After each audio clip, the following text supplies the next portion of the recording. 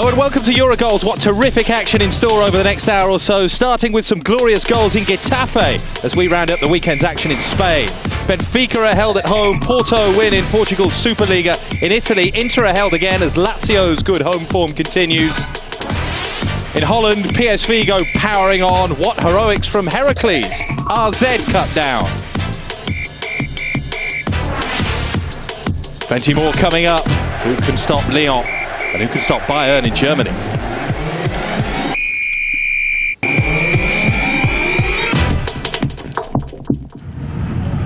So having brightened up the season so far, Bernd Schuster's Getafe are starting to struggle. Two difficult-looking away trips haven't been negotiated, and those defeats against Sociedad and Deportivo La Coruña mean that the home team come into this game under some serious pressure.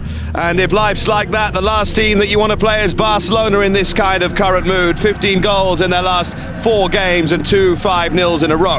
David Guiza and Ricky share the goal-scoring duties for Getafe, although they haven't scored in those last 2 games, and they made a habit this year of scoring crucial goals at important times. Maybe that slice of luck is just starting to diminish. Well, Frank Rijkaard, even with an injury to Deco, who returns on the bench, by the way, can pick, of course, from a galaxy of names. Lionel Messi, fabulous against Panathinaikos in midweek, is rested. Julian Silvinho come back in. Mark van Bommel seems to have finally made that midfield starting role very much his own. And, of course, anyone who turns on their television turns on to watch this man, Ronaldinho.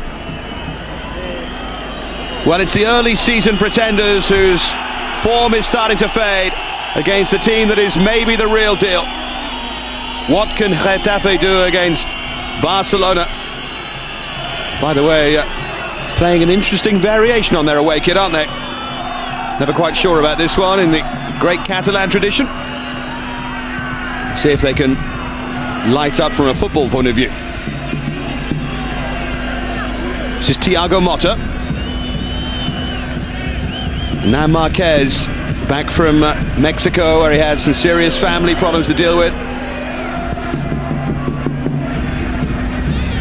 Half cleared by Cotello, and you can see Barcelona trying to dominate right from the start here. Etu beaten to it by Belenguer. Oh, and it's given away.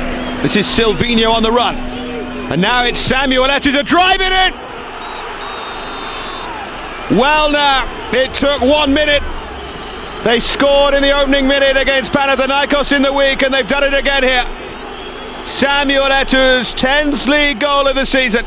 Barcelona in front right at the start.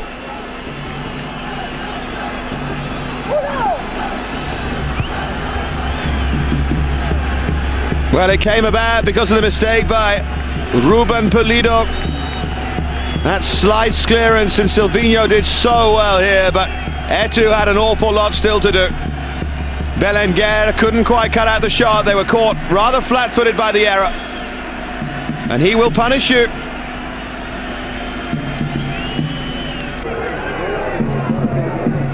Anibal.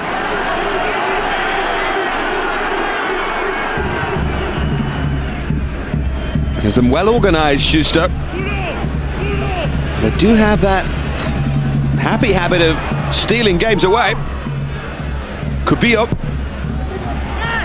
Oh, this is a little bit better, and this is Guiza, and that was a better chance than he made it look. And Schuster is encouraging him forward. But this is that Barcelona Achilles heel that we see again. Marquez completely misjudged that. First touch was a super one. Second was a slice. Motta. Good, powerful running that by Silvinho. He does revel in this role, Silvinho. And turned away with Ludo Juli waiting.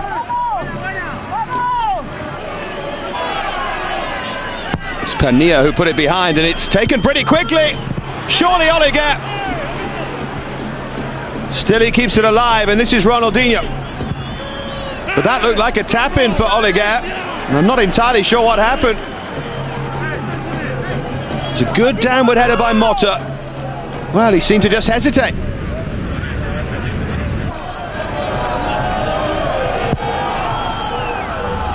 They're in control. They could do with another goal, Barcelona.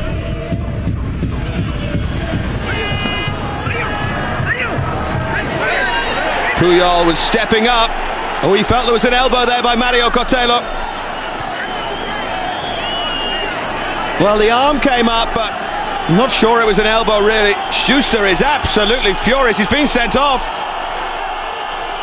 Dauden Ibanez has sent Schuster off, the Getafe coach. And it's a way of things in Spain. You have to shake your head and move away. It's got the home fans even more irritated than they were. Etu. Now Ronaldinho.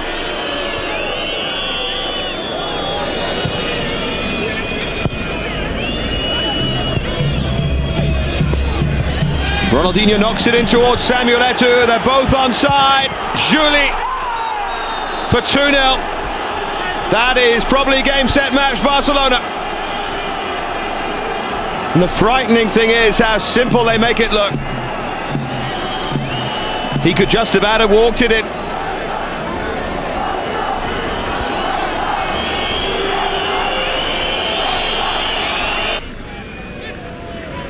Ronaldinho, who's been pretty quiet tonight. It's that little change of pace from Ronaldinho, and still he goes, and he was caught. I know it looked theatrical, but he was caught. Yeah, there was a trip by Anibal. Well, Ronaldinho stands over it, but it's actually Mota.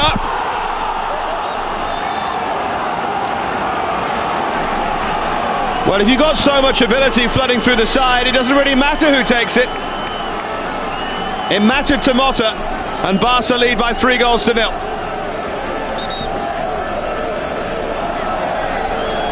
And Getafe, unbeaten here for 11 months, are going to lose that record. And it was a sweet, sweet strike. Well, there's nothing to be ashamed of here. Dare I say, Getafe will be thinking about staying up right now. This will be 3 defeats in a row. Must make sure they don't slip away. Here's Rivas. And Pania wants to hit it! Well, if you can take something away from the evening as a Getafe fan, it's that. If there's a better goal this season, I'll be amazed. It's a shame it's just a consolation, but it's a rocket from Pania. Absolute stunner. It's not going to matter in the context of the game, but that is a beauty.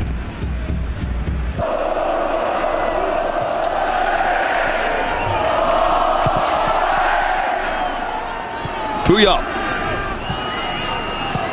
Barcelona have done enough, and for all the wonder strike from Pania right at the end, they break Getafe's home run. 4 league wins in a row now for Frank Rijkaard's side. Their next league game is against Real Madrid at the Bernabeu, and in this form, they'll go into it as favourites. They win 3-1. If it's any consolation to Getafe, Jose Amorortu's Sociedad know what it's like to be outclassed by Barca. Being swamped 5-0 the week before at the Nou Camp was hardly the ideal preparation for the visit of Liga leaders Osasuna, for whom Akil Webo went close early on. The visitors did find the net for sure, though, in the 34th minute. Corrales crossing for the young striker Raul Garcia to make it 1-0.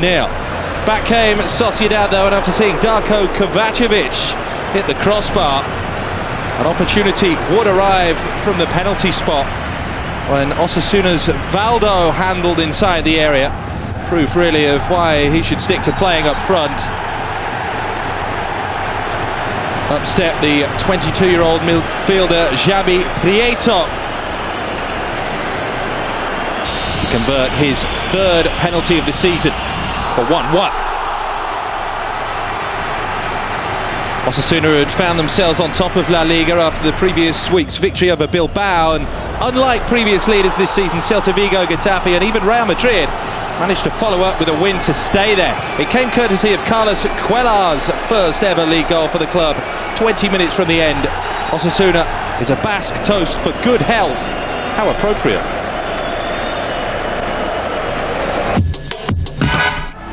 For Real Madrid, there was no Ronaldo, Zidane, Baptista, Gravison, Helguera, Pablo Garcia for one reason or another for the visit of Zaragoza here, but the sympathy does tend to evaporate and they can still name a team boasting 459 caps between them.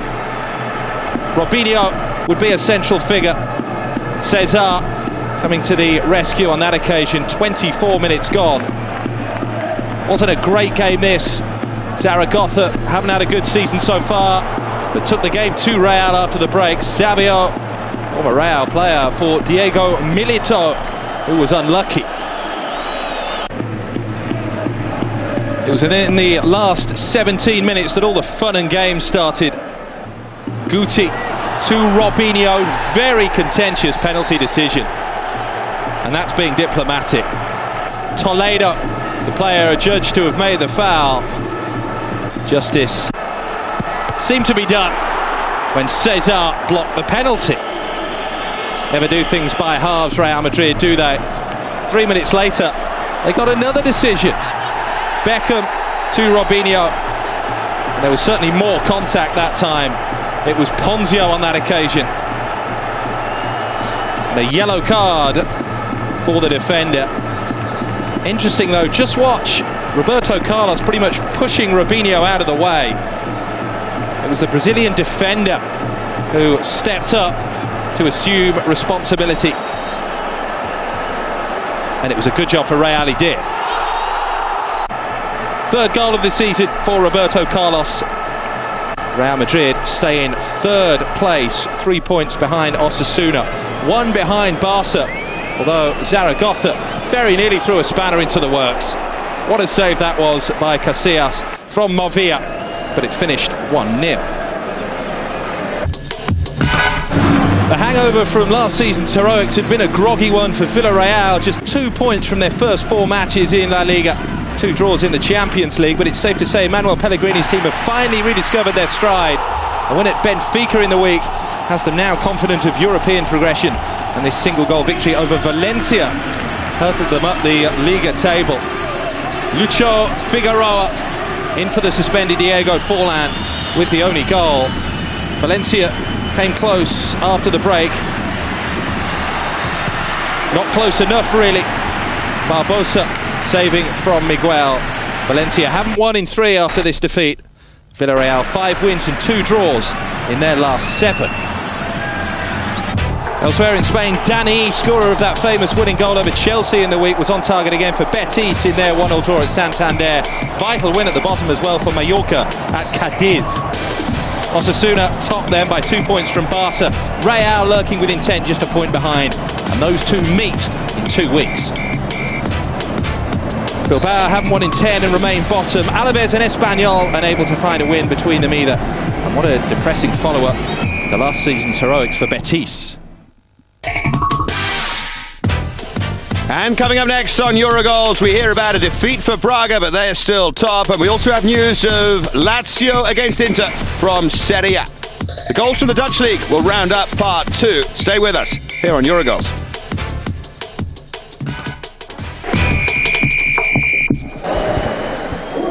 A run of 5 games without a win finally came to an end for Sporting, and their new coach, Paulo Bento, needed a break. Well, he got it here, but there's an awful lot of work to do. Leera hardly came in great form. They'd lost 4 of their 5 away games, so not really a shock when Beto's first goal of the season gave Sporting a much-needed push in the right direction.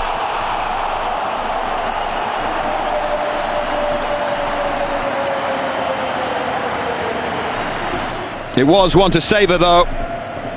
Nothing the goalkeeper could do. 7 minutes gone and the perfect start. But then Leera, to their credit, came fighting back and very nearly managed to bring themselves level.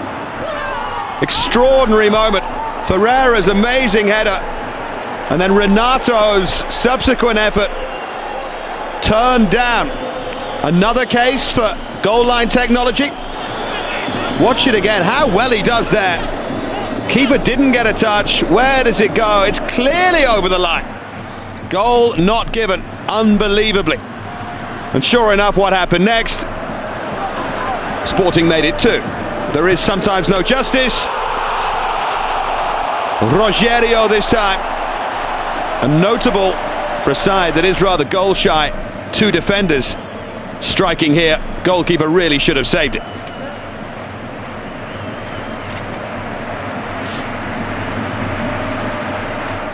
Leira did manage to get one back in the second half. They couldn't exert too much pressure after this, though. It was João Paulo with it.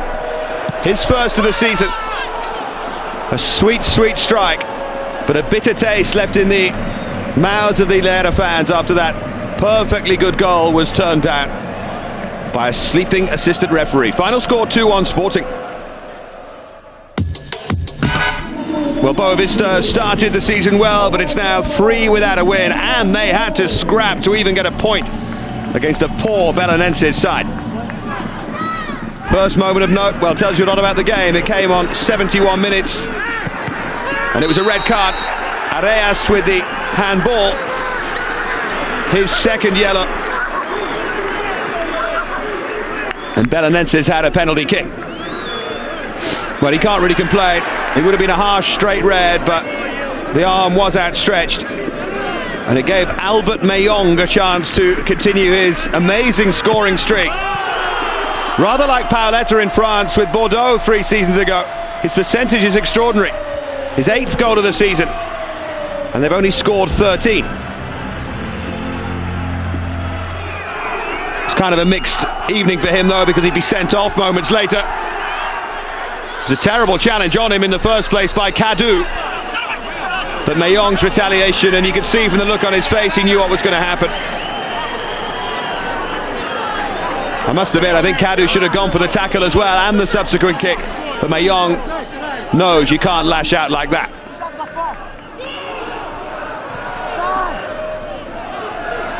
Boavista managed to get the point, though, with a piece of awful goalkeeping. João Pinto, 34 years old now, with his 3rd goal of the season.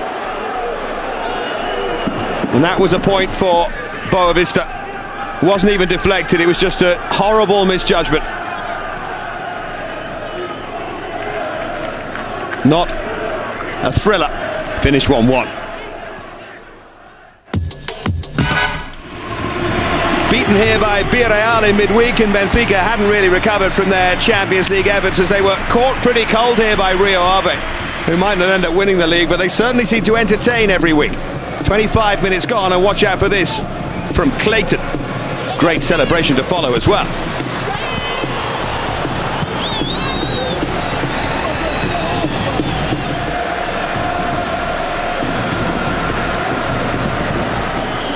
Benfica were level 6 minutes later. Petit with the goal. Unlucky Rio Ave, deflected in. Petit would turn out to be the hero here.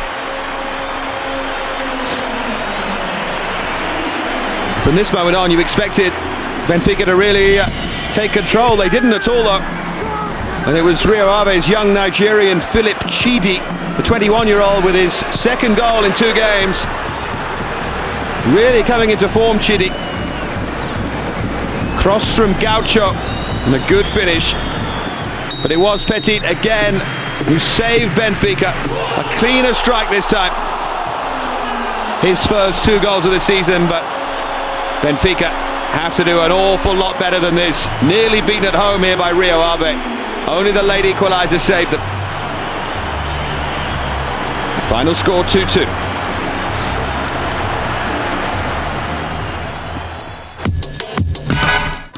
Well, it's a season in which the stars, as you can see, have really struggled in Portugal, but Porto have done best of the so-called big names, although that's not really good enough so far. They were beaten at Inter in midweek in the Champions League, but they still have live chances of qualification. And 1 goal was enough here at Passos Ferreira. Assunção and Ibsen. And Quaresma with the goal. It's only his 2nd of the season, and they need more from Quaresma, who's a player of such talent on his day. He showed it there. He needs to start showing it week in, week out. Still, it was some relief for an under-pressure coach, Co Adrianza. It's a big job, this one, and his side at least produced here. But Porto need to start putting a real run together. Well, still leading the way are Sporting Braga, although they were shaken here at Maritimo. It's a lovely ground as well on Madeira, this one. Famous win for Maritimo, only their second of the season, and it was scored by a player called Canu, but not one with whom you'll be familiar. Brazilian Canu, this one. And it was a very good finish and an interesting celebration. They do things rather differently in Madeira. Braga still have a convincing lead at the top of the table, but this was an opportunity lost. A win for Maritimo by 1-0. Confirmation of that, and a win for the other team from Madeira, Nacional beating Naval by 2-0. Setúbal beating Amadora 1-0. And as you can see, Boavista held by Belenenses, that last-minute goal. So Braga lead by 2 points from Porto, but what a chance it was for Braga to keep that big lead at the top. Nacional doing so well in third, still ahead of Benfica and of Sporting.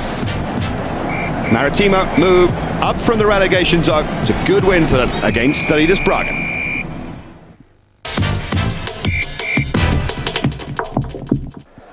These days, Lazio may be nothing more than a shadow of the team that not so long ago walked off into the sunset with the Serie A title, but they do have one of the best home records in the division, having won 13 points from a possible 15 at the Olimpico this year. Inter came to town knowing failure to win would leave them drifting even further away from Juve and their city rivals Milan. Adriano, who's not scored on Inter's travels this season, came closest early on. Cesar then saw his effort kept out by Julio Cesar.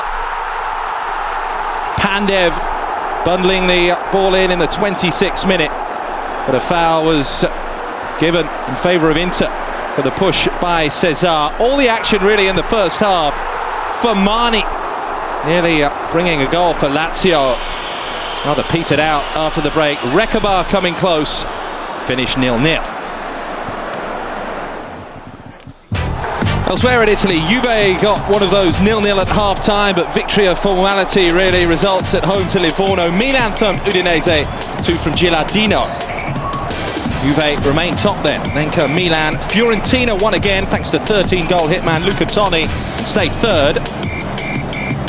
At the bottom, it's looking very grim for Lecce. They've lost 5 in a row now. Cagliari remain the only team, though, not to have yet won this season in Serie A. They drew 0-0 with Treviso. We promise you the Eredivisie, that's coming up next. Some spectacular action and a Heracles hero as well. Then it's to France. Paris Saint-Germain and Monaco was the main, if rather tedious, attraction. Germany with Bayern still going well.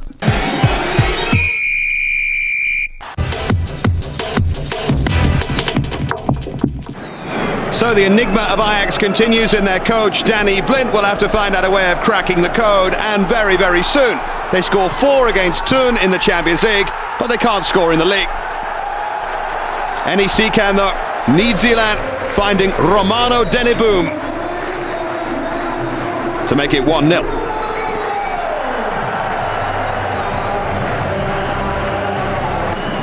It's now 373 minutes without a league goal for Ajax, which is a new and unwanted club record.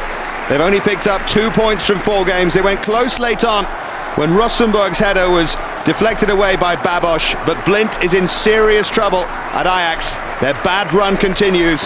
NEC and Deneboom made it 1-0. Arsene Wenger's presence at De Kuyt may give a clue as to Dirk Kuyt's destination next season, but typically, of course, he and Feyenoord failed to score for the first time in this excellent campaign. Solomon Kalou went closest, looked like he'd been fouled by Harold Wappenaar, but Mr. Luinga failed to give a penalty kick when he really might have done. Surely had to, didn't he? I mean, he clearly dived. And then Feyenoord continued to come forward. Kalou may be disappointed and in disbelief at that decision. Failed once again to convert. A little bit unlucky there. Only 4 goals this season, but one of the great young talents of Holland and the Ivory Coast. Kalou went close once again. Good build-up play from Dirk Kuyt. That time, no bad luck. He should have scored. And it finished 0-0. Referee might want to watch a video of that.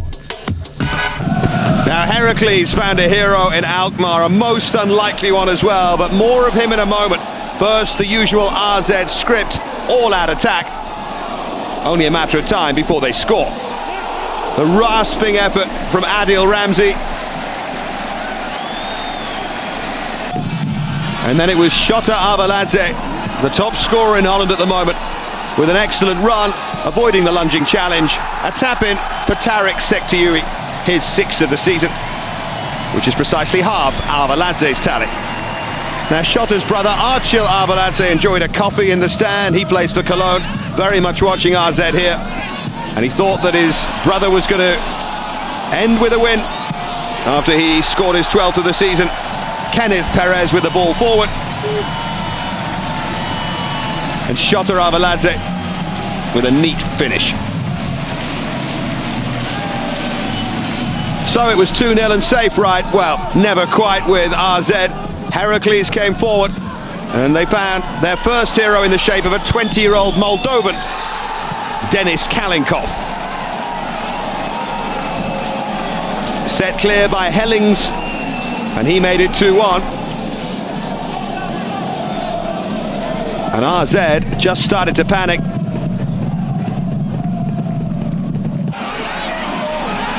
Kenneth Perez should have scored and made it 3, but Martin Piekenhagen made the save.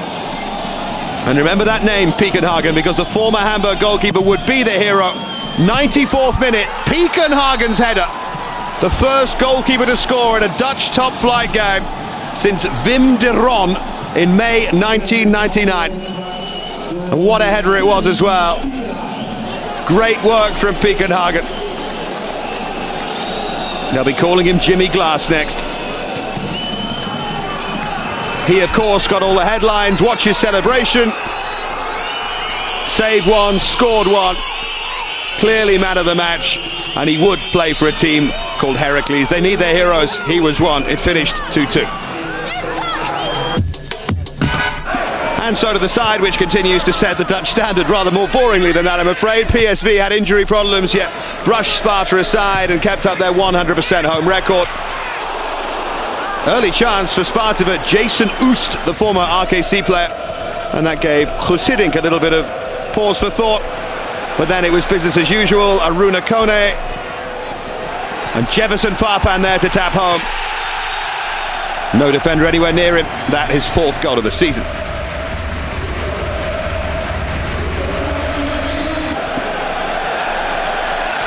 Koku then winning it. Lovely free-flowing play and a tap-in from Farfan's shot for DeMarcus Beasley.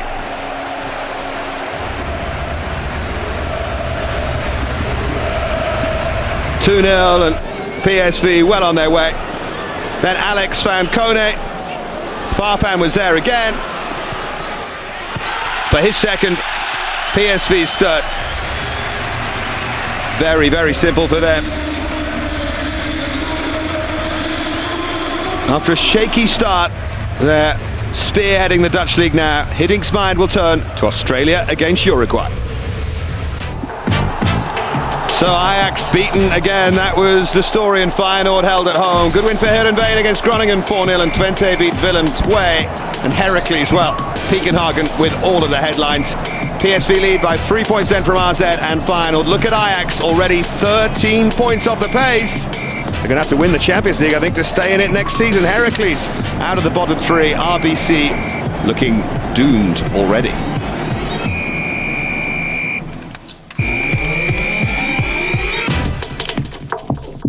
So which is more extraordinary, a goalkeeper scoring in Holland or Chelsea being beaten in England? They both happened this weekend. Darren Fletcher with the goal at Old Trafford after an awful week for Manchester United. The table looks like this. Chelsea 6 points clear of Wigan, who are 4 points clear in 2nd of Manchester United, and Arsenal edging up the table as well, ahead of Tottenham now. The North London rivalry continues. Sunderland look in serious trouble.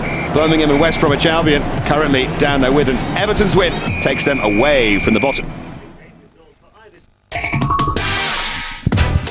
Still to come on EuroGoals, Lyon march on in France, as do Bayern in Germany.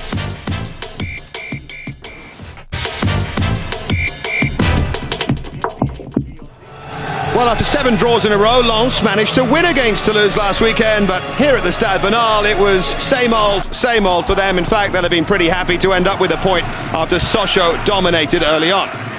It was Lens, though, who crafted the first real chance. Daniel Cousin is in great form at the moment after a UEFA Cup hat-trick in midweek, but Teddy Richer made a good save there. Cousin's got real power, and you just feel might even be able to play at a slightly higher level than this. He is being watched around Europe. 11 minutes gone, though, and a familiar story from Sochaux anyway. Counter-attack, good sharp ball in, and Elan tapping home for his 5th of the season.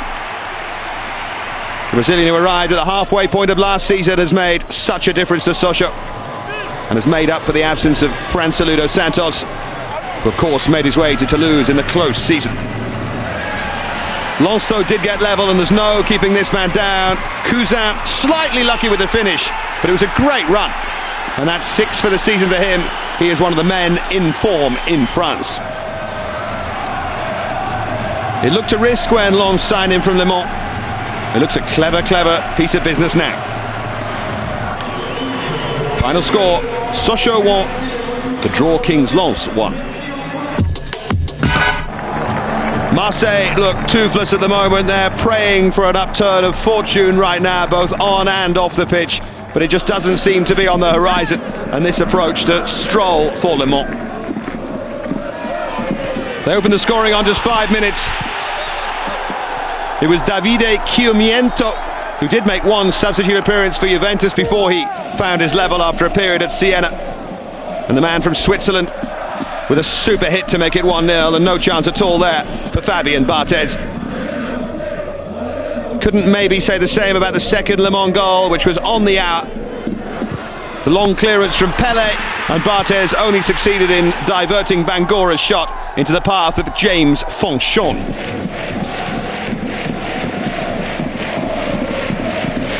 That was 2-0, that was the end of Marseille. This their 6th defeat of the season.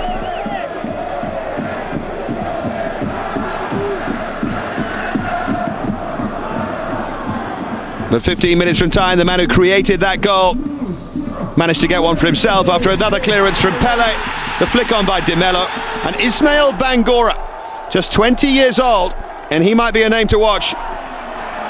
Barthez beaten, all ends up there, and Le Mans above Marseille in the table, and that tells you everything you need to know about both their seasons. It finished here 3-0. No wonder Frederic Hons is laughing. Lille made all of the midweek headlines, albeit at the Stade de France, with a startling win over Manchester United, and they added here to Strasbourg's misery in Ligue 1.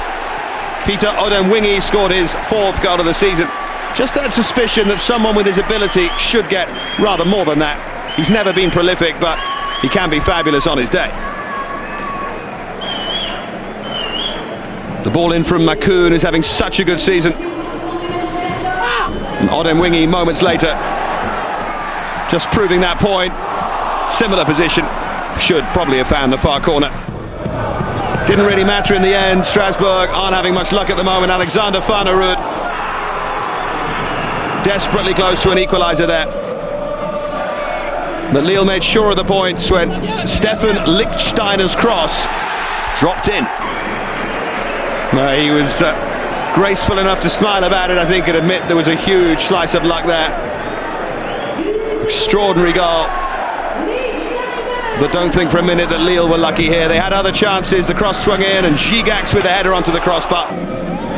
Strasbourg, who are going great guns in the UEFA Cup with a couple of wins, still to win this season. No wonder Mark Keller looks sad at the moment. 2-0, Lille win. Match of the weekend in France, certainly on paper, if not on grass, was Monaco's visit to the capital to take on a PSG side suddenly slipping back into their old inconsistent ways. The previous week's defeat at Auxerre had dropped the Parisians off the pace. This wasn't a great game. Kalou's effort blocked by Varmouze. Monaco threatened only sporadically. Chevanton for Gérard Letizia across to it. Bonaventure Kalou would have the best chances as far as PSG were concerned. 7 minutes after the break, here he was, clean through in front of Varmouze.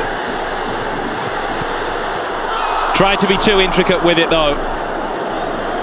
PSG received a real boost here when Gerrard, the Spanish midfielder, ruptured his Achilles tendon and had to be taken off.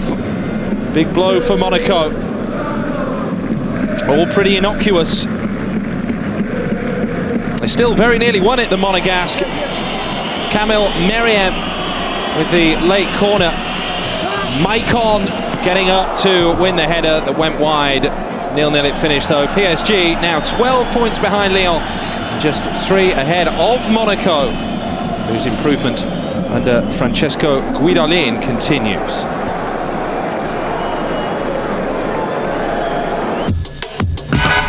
Ali Bope used to be Jacques Santini's assistant at Saint-Étienne back in the day. The relationship between the two men decidedly cool nowadays. So probably a good thing that this one ended all square at the Stade Geoffroy Guichard.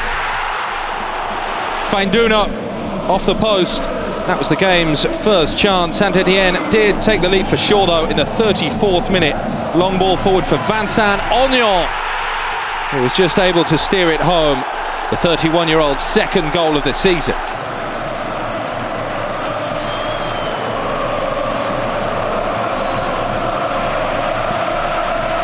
Saint-Étienne probably drawing too many matches for their liking in terms of an obstacle to genuine progression to the Champions League places. Auxerre have those kind of ambitions and rescued a point when slack marking allowed Jean Mignot eventually to head home. It was his effort initially that was saved on the line by Sablé, but Mignot's second goal of the season at the second attempt, rescuing a point for Auxerre. 1-1, this one finished. Saint-Étienne unbeaten in 5 games now though. Bordeaux remain the closest challengers to Lyon after their unbeaten run was extended to 11 matches with this hard-fought win at struggling Nice. Lilian Laslan going close with the game's first chance for Ricardo's team. What a hit the Brazilian has been in his return to management in France. Mind you, he did win the Coupe de France and League Cup back in '98 in his PSG days, so perhaps we shouldn't be too surprised. This was the winning goal scored by Laslan. Poor defending just 2 minutes after the restart. Faubert with the break down the right-hand side. The cross wasn't properly cleared. One of the most beautiful coastlines in Europe around Nice. Not that you'd know it on this particular night. Also, the floodlights went out as well for 15 minutes. The lights could be going out on Nice's stint in Ligue 1 as well if they don't improve. Certainly at home, 4th defeat of the season. They nearly prevented it when Roude's effort came off the post, but it wasn't to be. 4th defeat at the Stade de Ré for Nice. Les Girondins stay second in the table. Final score 1-0.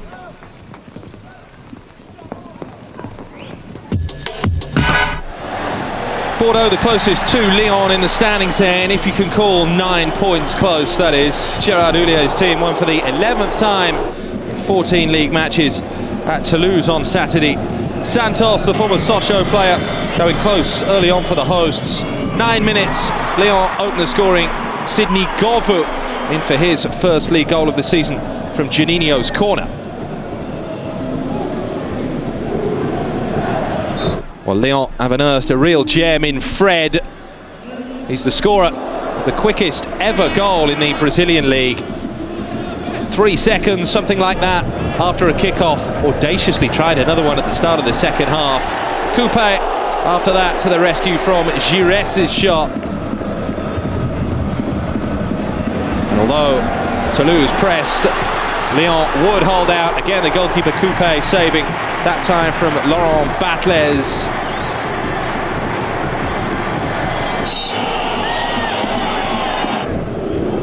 Another opportunity here for Fred. This time Revaux with the save.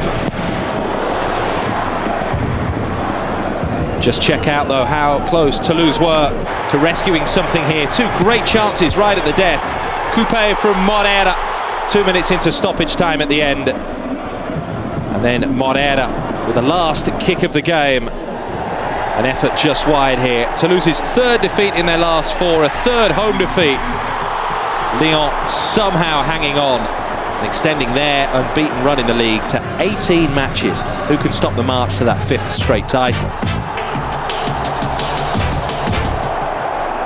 Well, Nantes' recovery continues with a 3-0 win at Nancy. Metz have their first win of the season, 2-0 against Ajaccio. Already a gaping chasm of 9 points between Lyon and Bordeaux. Some big games coming up at the end of the top end of the table in 2 weeks, by the way. Bordeaux PSG, Monaco Saint-Etienne and Auxerre Lille at the bottom. Relief for Metz after their first win. Strasbourg are still waiting though. Contrast that with their UEFA Cup form. Played 4, won 4.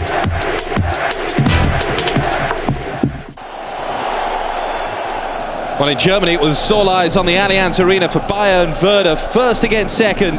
Bayern had won all 5 matches played at their new home and had not even conceded a goal there in the league. But all that changed inside a minute of Saturday's match. Miroslav Klose on the end of Tim Borowski's cross. And Werder had the lead as the clock showed just 36 seconds. One of the quickest goals ever scored in the Bundesliga. And it brought Klose a 12th of the season. The 66,000 mostly Bayern fans crammed into this wonderful new stadium may have been stunned, but it wasn't long before they were celebrating an equaliser. Bastian Schweinsteiger continuing to do a fine job deputising for the injured Lizarazu at left back. Let fly from far out there.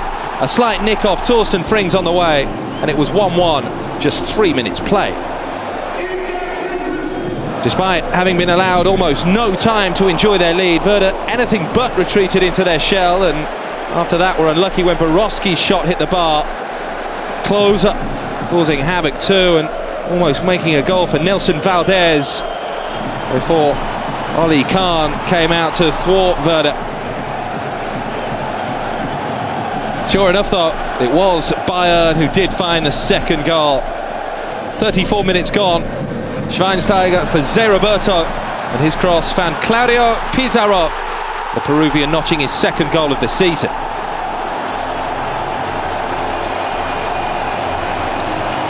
Well, crucially, Bayern scored a third before the break that effectively ended this one as a contest and saw the weight lift finally from the shoulders of Roy Mackay. The Dutchman's finish after great work from Pizarro here ended a barren spell stretching back 13 matches. That's over 8 hours of play. The fitting end to a perfect afternoon for Bayern, which sees them move 5 points clear of Werder. Could that be that for the Bundesliga this season? Sure, there's a long way to go, but it'll take a monumental effort to overhaul Bayern even now. Resurgent Schalke clocked up their second important win in 5 days, hot on the heels of the 2-0 success over Fenerbahce, which puts them in a good position to qualify for the Champions League knockout stages. Lowly Duisburg were brushed aside at the Veltins Arena, meaning the Bundesliga table is a far more pleasant sight as well now. Kevin Karani notched the first after 13 minutes. Duisburg fought hard to try and get back into it, maybe claim a first away win of the season. Abdelaziz Ahanfouf denied by a great save from Christopher Heimerot, the number 2 goalkeeper making his first appearance of the season. It was Schalke who found a second goal though to kill off any hopes the visitors had. Ernst cross for Soren Larsen, but it was the Duisburg defender Alexander Meyer who wanted the privilege for himself. And a third goal followed before the end, the pick of the afternoon. Sand to the Uruguayan Dario Rodriguez, whose first goal for 2 seasons was certainly worth the wait. Schalke recovering well from their first defeat of the season the week before at Hamburg. Looking at the other results from the Bundesliga there, vital wins for Leverkusen and Stuttgart to lift the pressure, momentarily at least. Hertha with their 5th win from 6 at home against Kaiserslautern. Bayern's win has opened up a 5-point lead over Bremen at the top. Hamburg could only draw 0-0 at Mönchengladbach. Already Nuremberg are 3 points adrift at the bottom. Defeated Stuttgart was their 4th in a row. Next to Kaiserslautern and Duisburg on 9 points.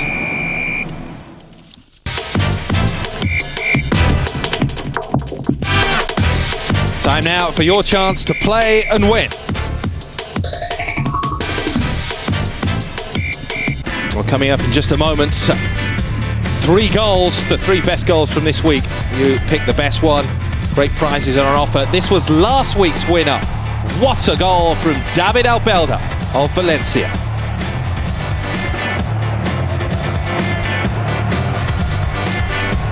He saw another one, didn't we, from Getafe today. Was it better than this? Only time will tell. And as ever, we've produced 4 angles of this goal in 3D. On the first, we can see the point of view of the scorer. We can see how far he is from the edge of the box and how it's almost impossible to score. The aerial shot, trace the trajectory. Goalkeeper, no chance.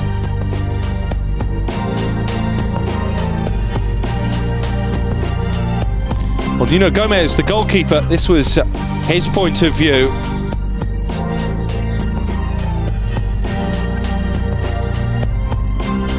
An angle for the choice by Albelda to shoot, even though there were defenders in the way.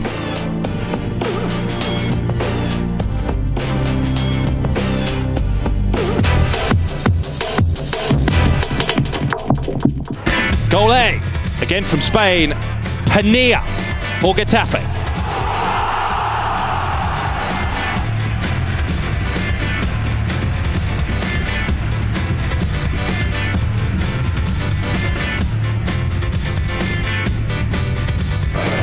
Goal B comes from Portugal, a classic from Clayton.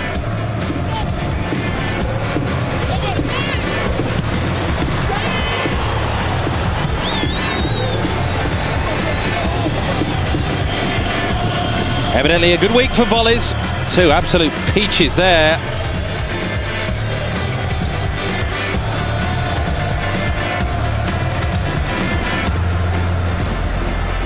And no goal of the week competition would be complete without a strike from the Netherlands, the Eredivisie.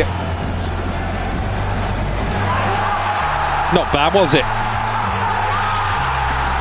Heerenveen beating Groningen by 4-0, and an absolute beauty from Bosveld.